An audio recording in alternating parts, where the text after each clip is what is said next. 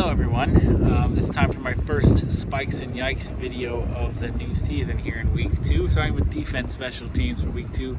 We're going to go off the, as I did last year, we're going to take the ESPN rankings list, go through the top 10 or top 50 or whatever, guys, whatever defenses I think are going to not meet the expectation for the week, and which defenses might play better than the expectations are for the week. As you can see, or maybe not see, I'm here on location at USBANK Stadium in beautiful Minneapolis, Minnesota. I've made my pilgrimage to Mecca, and I'm here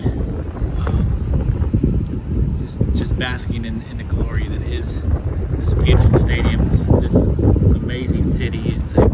This has been an emotional experience for me to be here this morning, and I'm not in any hurry to leave this place. I do have some more exploring to do here today, as I'm going to leave town tomorrow for a couple of days actually. I'll go back to Minneapolis. This is where I'm flying out of, so I'll be back here in a couple of days, but I'm going to be leaving the city to go explore more of the state for the next couple of days. But man, this has been incredible.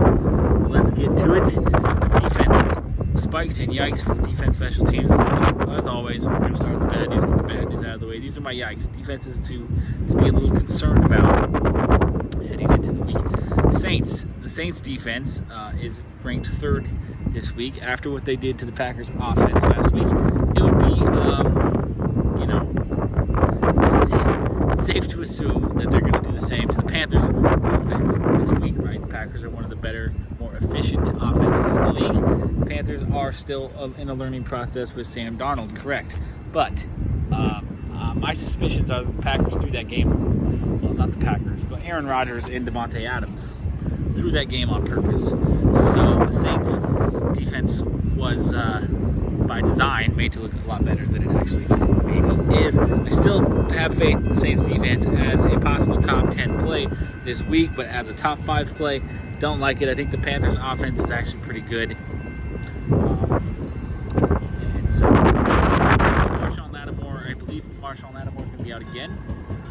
So the back end secondary depth for the Saints is going to be lacking a little bit. Other yikes to be concerned about: the Steelers defense, 6th ranked by ESPN against the Raiders. I thought the Raiders offense looked pretty incredible there in that second half of that game against the Ravens, and we all suspect that the Ravens defense is pretty good as well, right? Not this week. We don't want the Ravens defense against the Chiefs, but the Ravens defense is pretty good, and the Raiders kind of had their way with them. Darren Waller had their way with that defense. Derek Carr had his way with that defense. I do believe the Steelers still a good defense. Still, I don't think they're a top 10 play this week, but season long, they're still a great defense. No reason to drop the Steelers. This is why I recommend you carry 2 in games like this. You don't want the Steelers this week, but you're going to want the Steelers most other weeks, right? So be wary of the Steelers defense. Another defense that I am concerned about, the Bengals defense. Bengals are 10th ranked, the number 10 defense against the Bears. The only reason they're top 10 is because they're facing the Bears.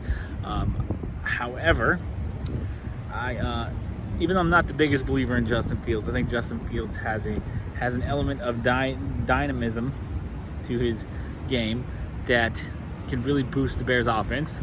And I believe that Justin Fields is going to be the one playing, right? Because didn't Andy Dalton get benched in the last game? So, sorry, I don't follow the toilet seats too much except for Allen Robinson. That's pretty much it. And so, I don't trust the Bengals defense. I know they're playing the Bears, but the Bengals defense is not a defense that I'm ever going to recommend in top 10, most likely. Unless, maybe they're going to shock the world this year and actually be good, but I doubt it. So, and I'm a little bitter that they beat my Vikings. But still, I don't think they're going to win more than 5 games this year. And the defense is not a top 10 play, even against the Bears this week. Another defense outside the top 10 that I'm worried about, a defense that I probably wouldn't even have in my top 20, is the Eagles defense. I believe they're at 15? No.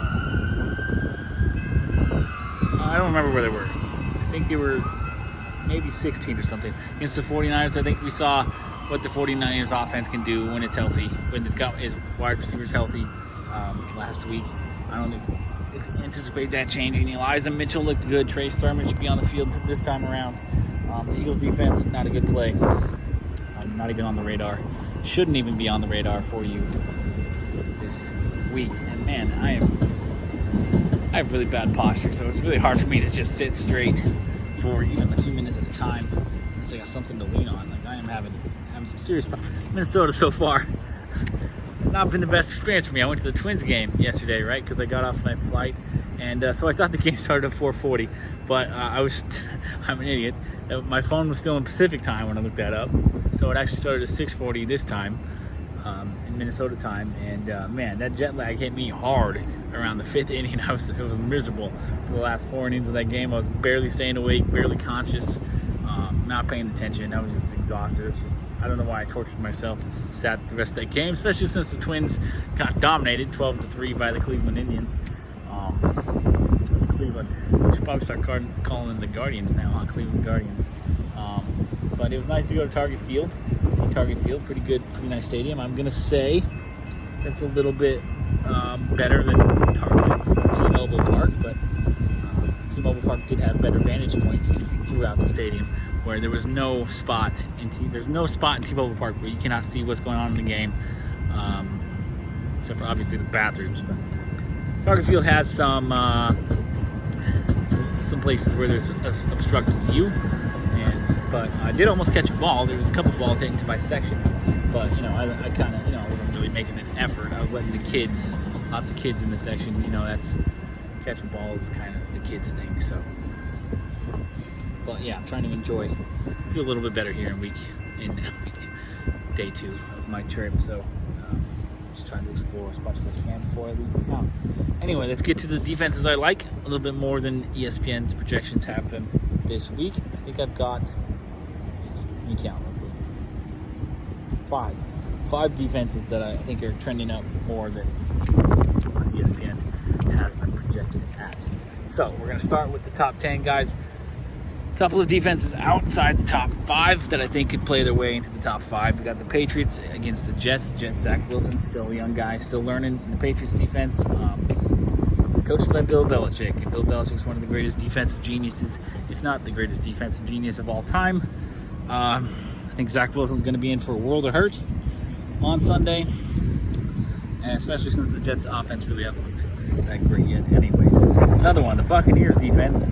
For some reason, they're ranked to 8 against the terrible Falcons. That just sounds like a massive recipe for disaster. Sounds like a massive blowout there for Tampa Bay against the inept Falcons offense. I do understand why the Buccaneers aren't like the number 1 defense of the week. The number 1 defense of the week, by the way, is the Washington football team against the Giants. I think it should be Buccaneers against the Falcons. And a 3 defenses outside the top 10 who I think could play their way into the top 10, starting with the defense at 13, the 49ers defense against the Eagles. I really like the 49ers defense. I think Jalen Hurts is really good. I think he's getting disrespected by a lot of fantasy experts and stuff like that, but I think he's probably going to be in for an average to below average game on Sunday. I smell 49ers blowout in that one, honestly, if I'm giving you my opinion. If I was a betting man, I would bet the 49ers on the over on that one. And the next we got the Panthers defense against the Saints. For some reason, I don't know why. I really like the Panthers defense here. I think they got a lot of good pieces on that defense. And I still, even though I do think Jameis Winston is going to be a very fantasy relevant quarterback this year, I think he's still going to be prone to mistakes. He's going to throw some interceptions, especially in that high octane pass-heavy offense that the Saints, Sean Payton, love to use. This could be a day where Jameis Winston comes back down to earth a little bit. And lastly, unfortunately, the Cardinals' defense against my Vikings. Vikings' offensive line is still bad, and the Cardinals' defense. Chandler Jones got 5 sacks last week. J.J. Watt's there now. I just think that offensive line is going to have a really bad day against the Cardinals' defensive front. I think the Cardinals are going to get a lot of sacks again. Hopefully we can still find a way to win the game somehow. So I'm not real sold on the Cardinals as a team honestly. But I mean, we lost to the Bengals, so you know, whatever. But obviously, I'm trying to be optimistic here. I don't want the Vikings to start 0-2. I don't think the Cardinals are good enough to start 2-0. And I know the Vikings are on the road. Unfortunately, that's kind of why, you know, I was trying to come out here and watch a game when the Vikings were in town. It's a little bit, believe it or not, it's a little bit cheaper to come out here when the Vikings are not playing. So, you know, who'd have thunk it, right? So, maybe I'll make it out for a Vikings game later on in the wintertime in the season. Originally, I wanted to come out week 4 when they played the Browns. I wanted to see Kevin Stefanski against Mike Zimmer, but it just didn't work with the next trip that I've planned. That's taking place. I'm actually going in 3 weeks. So, you know, I was trying to do that one before this one, trying to do this one around this time, but the prices just didn't really match up for me. The flight schedules didn't match up for me. So I ended up doing Minnesota first and missing out on the Vikings. But I do plan on watching the game. I have some friends I'm going to meet up on Sunday night. We're going to watch the game together here, either here in Minneapolis or Duluth. Probably Duluth, actually. But yeah, I'm really excited for that. And so, I mean, I personally enjoy watching football much more on TV anyways than I do going to the game. So baseball is a game that I'd rather watch live. Football is a game I'd rather watch at home or, you know, at a bar or something like that.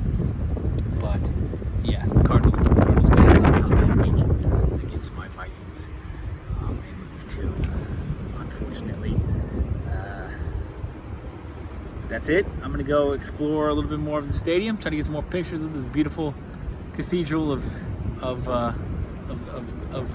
lost Super Bowls, and the Mississippi River, also really close by. I'm going to go try to catch some of that too. So thank you all so much for watching. Good luck with your lineups in week 2. Tomorrow I'll bring you maybe even later actually, because it's early in the day. I might do my spikes and yikes for tight end today. If not, definitely tomorrow. And then I'll get to the wide receivers, running backs, and quarterbacks later on in the week. Have a blessed day. Do try and take a few minutes or an hour or so of your day to live for yourself, or, you know, for those of you who have kids and wives and husbands and, you know, stuff like that. I completely understand how you don't really have time for yourself, but you've got to try and make time for yourself every day as much as possible as you can. And yeah, so have a blessed day again. Peace, love, and nacho fries, friends. See you on, the next time.